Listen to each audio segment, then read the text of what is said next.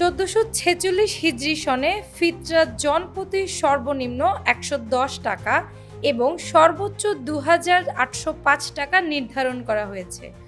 মঙ্গলবার 11 মার্চ রাজধানীর জাতীয় মসজিদ বাইতুল মোকাররমে ইসলামিক ফাউন্ডেশনের সভাকক্ষে জাতীয় সাদকাতুল ফিতর নির্ধারণ কমিটির সভায় এ সিদ্ধান্ত হয়েছে।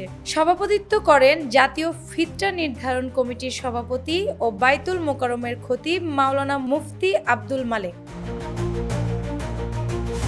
সভায় সর্বসম্মত সিদ্ধান্ত গৃহীত হয় যে ইসলামী শরিয়া অনুযায়ী আটা, যব, কিশমিশ, খেজুর ও পনির ইত্যাদি পণ্যগুলোর যে কোনো একটি দিয়ে ফিতরা দেওয়া যাবে।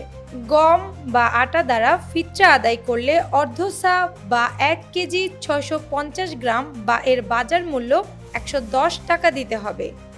যব দিয়ে ফিতরা আদায় করলে 1 সা বা 3 কেজি 300 গ্রাম বা এর বাজার মূল্য 530 টাকা দিতে হবে।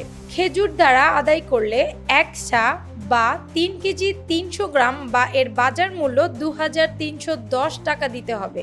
কিশমিশ দ্বারা ফিতরা আদায় করলে 1 সা বা 3 কেজি 300 গ্রাম বা এর বাজার মূল্য 1980 টাকা দিতে হবে।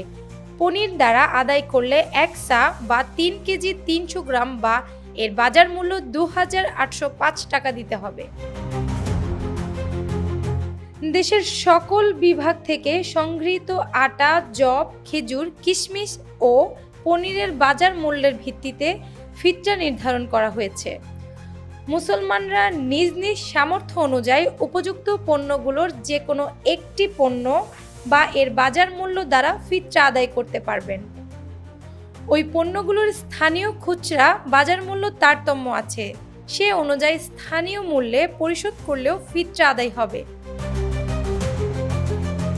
সভায় ইসলামিক ফাউন্ডেশনের বোর্ড অব গভর্নেন্সের গভর্নর মাওলানা সৈয়দ মোহাম্মদ মোসাদ্দেক বিল্লাহ আল মাদানী, ডক্টর খলিলুর রহমান মাদানী, মাওলানা শাহ মোহাম্মদ নেসারুল হক, শায়েখ জাকারিয়া রাহমাতুল্লাহ আলাইহি, রিসার্চ ইনস্টিটিউটের পরিচালক মুফতি মিজানুর রহমান সাইদ, ইসলামিক আরবি বিশ্ববিদ্যালয়ের ডিন অধ্যাপক ডক্টর ওয়ালিউল্লাহ, ইসলামিক ফাউন্ডেশনের সচিব মোহাম্মদ ইসমাইল হোসেন, ইসলামিক ফাউন্ডেশনের পরিচালক মোহাম্মদ তৌহিদুল আনোয়ার, মোহাম্মদ জালাল আহমেদ, ইসলামিক ফাউন্ডেশনের মুফতি মাওলানা মোহাম্মদ আবদুল্লাহ, মুফাসসির ডক্টর মাওলানা মোহাম্মদ আব্দুল সালেহ পাটোয়ারি, পেশ ইমাম হাফেজ মাওলানা মুফতি মহিবুল্লাহিল বাকি নদভী, দ্বীনি দাওয়াত ও সংস্কৃতি বিভাগের উপপরিচালক মাওলানা মোহাম্মদ জাকির হোসেন সহ বিশিষ্ট ওলামায়ে কেরামগণ উপস্থিত ছিলেন।